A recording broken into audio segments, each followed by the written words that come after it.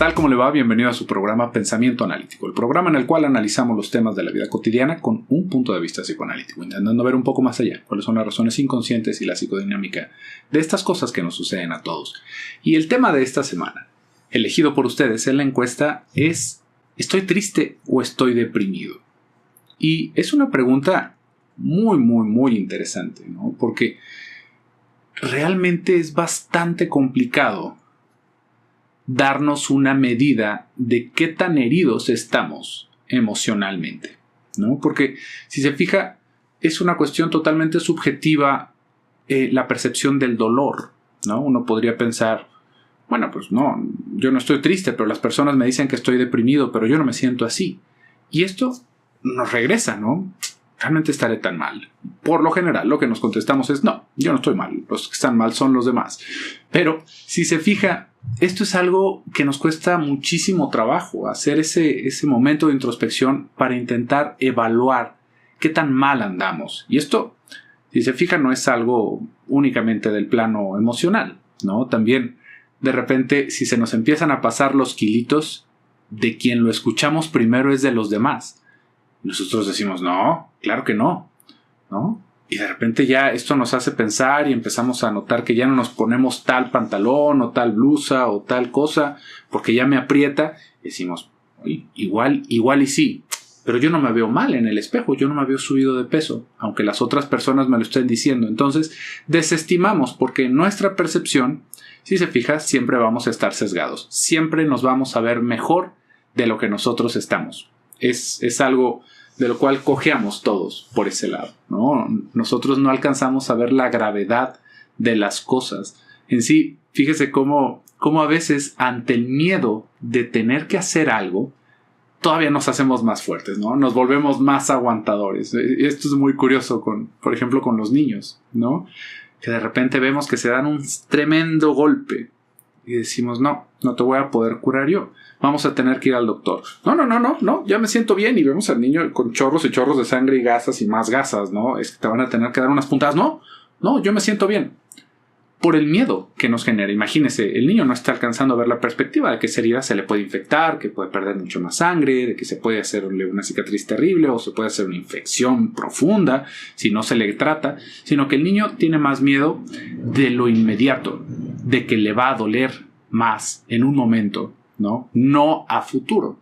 Y esos niños, pues fuimos todos nosotros. ¿Quién no empieza a sentirse como que algo le enferma, como que algo se siente mal? Y vemos lo que cuestan las medicinas y decimos, bueno, yo creo que nada más me voy a tomar una pastilla en lugar de 2 para que me dure un poquito más el tratamiento. Todos hacemos esa babosada. Todos le vamos atribuyendo superpoderes a nuestra resistencia. Y a esto le podríamos sumar que cuando estamos en un estado depresivo, sentimos menos, muchas más cosas, ¿no? Nuestra percepción se ve severamente afectada. Si de por sí, buenos y sanos, podríamos decir, estamos sesgadísimos, ¿no? No alcanzamos a ver esas cosas. Imagínese ahora ya con un estado alterado, ¿no? Entonces, es una muy buena pregunta y realmente es una cuestión intrigante hasta cierto punto, porque fíjese, uno podría decir, ¿y cómo lo califica un profesional, ¿no? Si lo pensáramos desde el aspecto psiquiátrico, tiene que ver con llenar ciertos puntos, ¿no? Con ciertas conductas, con qué tantos criterios se cumplan para un diagnóstico para poder evaluar una depresión, ¿no? Y es una manera práctica, ¿no? Una manera que pues, por lo general utiliza el Estado con los médicos.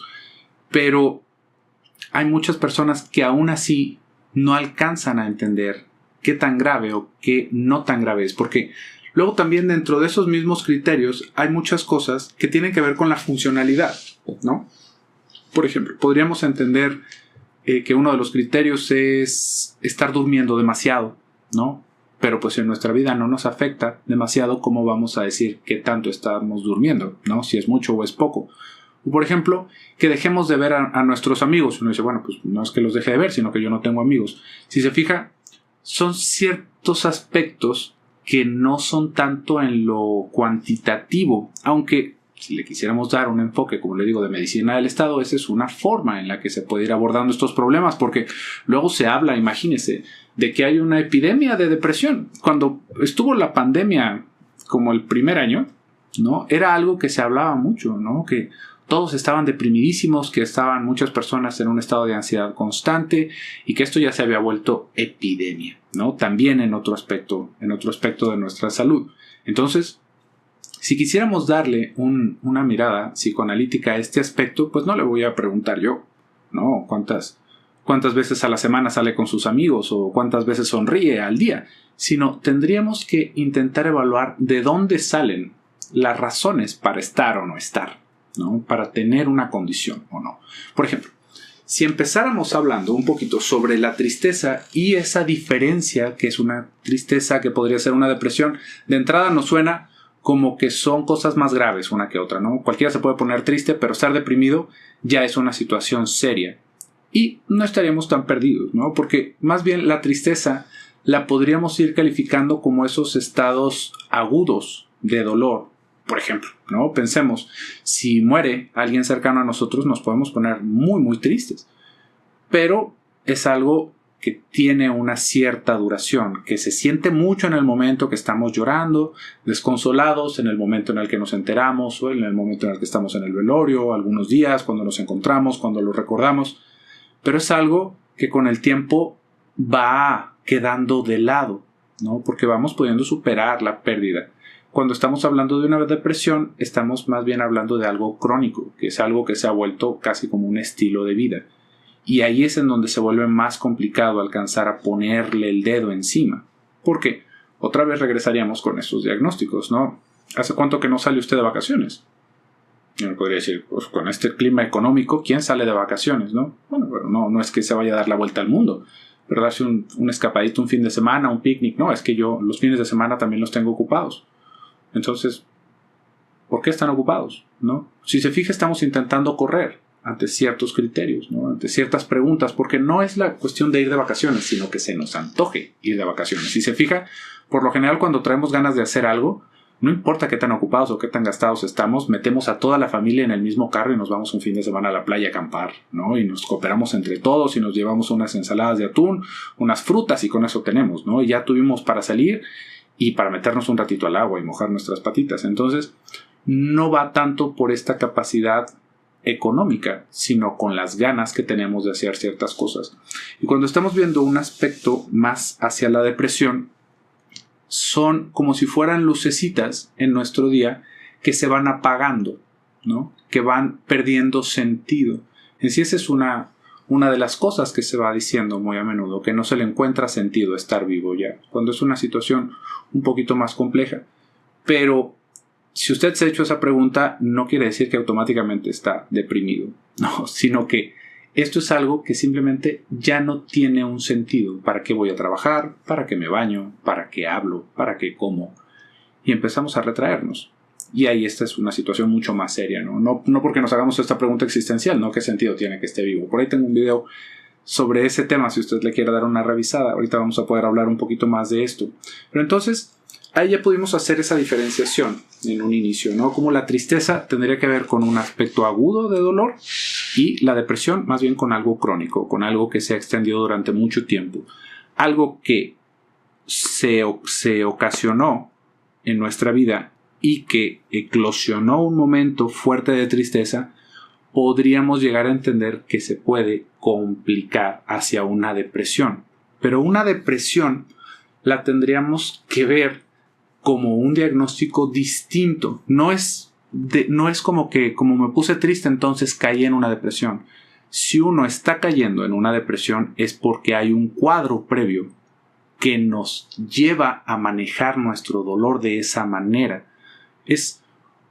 Lo podríamos entender como un espectro distinto en la depresión y en la manía. Hay muchas personas, no sé, fíjese, seguramente ya les sonó el término, maníaco-depresivo o bipolar. Ya nos vamos entendiendo un poquito más. Hay personas que una manera que van teniendo de lidiar con todas estas ansiedades tiene que ver más con la acción, con la manía, que son personas que de repente empiezan 1,000,000 de proyectos y eso también es un aspecto de enfermedad mental. Pero eso, dentro de lo funcional, lo podemos ver como una persona sumamente emprendedora. Si se fija, nos llama más la atención alguien que está todo el día tendido en cama o encerrado en su casa, que no sale, que una persona que todo el tiempo está trabajando, pero que no guarda dinero, si se fija, o no está generando una mejor calidad de vida para él o para las personas que lo rodean. Entonces, ¿cuál sería el punto? Si se fija, tiene que ver con un mal manejo de lo que está sucediendo en nuestra vida y también de una estructura previa, que justamente así es como nos vamos acomodando, porque esto también puede llegar a ser algo terrorífico para las personas, ¿no? Que de repente vemos que alguien se pone muy triste y decimos, hay que hacer algo porque si no va a caer en la depresión, ¿no? O esto le va a ocasionar la depresión. Y tal vez muchos de ustedes ahorita podrían estar diciendo, no, pero no es cierto. Por ejemplo, mi hermana o mi abuela era una persona sumamente feliz, pero en el momento en el que murió su hijo, o en el momento en el que quedó viuda, o en el momento en el que quedó enferma de tal cosa, aunque se haya curado, cayó en una depresión. Entonces lo que le causó la depresión fue ese acontecimiento. Si no hubiera habido ese acontecimiento, no estaría la depresión. Y ahí es en donde acá podemos darle una visión un tanto distinta. Una persona que entra en una cuestión melancólica, que serían esas depresiones de no salir de la cama, de estar castigándose todo el tiempo con pensamientos, no es algo que de repente sucede por un acontecimiento. Eso es una estructura que venimos cargando desde antes. Y esos acontecimientos que todos tenemos en la vida, porque todos se nos empiezan a morir las personas que queremos en algún momento o en otro, solamente agravan esa situación. O sea, lo que nosotros veíamos como una felicidad, más bien es el contraste que ahora estamos encontrando, ¿no? Porque tal vez sí antes hacía otras cosas que ahora ya no hace, pero desde antes ya había un cuadro que apuntaba hacia ese aspecto depresivo. Entonces, fíjese cómo ya podemos entender de una manera un tanto distinta, que no es que de repente nos pase, ¿no? Porque hay muchas personas, y he visto personas, por ejemplo, que en los comentarios de los videos me van haciendo esta pregunta, ¿no? Es que mi hijo está mucho tiempo encerrado, mi hija está mucho tiempo encerrada, no sale, no consigue un novio, no entró a la escuela, todo el tiempo está jugando videojuegos o está acostado en su cuarto, no hace nada. Tengo miedo de que vaya a caer en una depresión. Como si el miedo fuera a enfermarnos de algo terrible, ¿no? Así como si fuera algún tipo de cáncer emocional, y que eso lo podemos contrarrestar. Y que, si se fija, también muchas veces vamos haciendo como este esfuerzo, ¿no? Es que, ¿por qué estás triste, no? La vida vale mucho, ya. Que se te quite lo triste. Y uno dice, bueno, no funciona así, ¿no? Imagínense cómo sería. O que vemos que esta persona está súper triste y empezamos a meterle actividades y empezamos a quererlo sacar a patadas del cuarto y lo demás, y nos echa todo en la cara y se molesta con nosotros y decimos, bueno, es que no te dejas ayudar. Si se fija, no es que se pueda contrarrestar la cuestión de la depresión con actividades, ¿no? Así como, es que mi hija estaba sumamente deprimida y tenía 3 años sin salir de su cuarto, entonces la metí yo a un gimnasio sin que le dijera y le pagué sesiones con un psicólogo sin que yo le dijera, y un día le dije que íbamos a ir a la tienda y la llevé al gimnasio y después de eso nos fuimos con el psicólogo.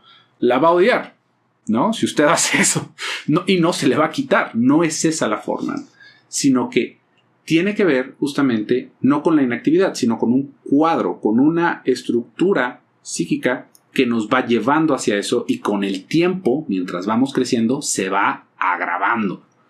Ahí es en donde podríamos alcanzar a entender un poquito más, porque también esto nos hace temerle a la tristeza, y esto es una cosa terrible de ver en el día a día, ¿no?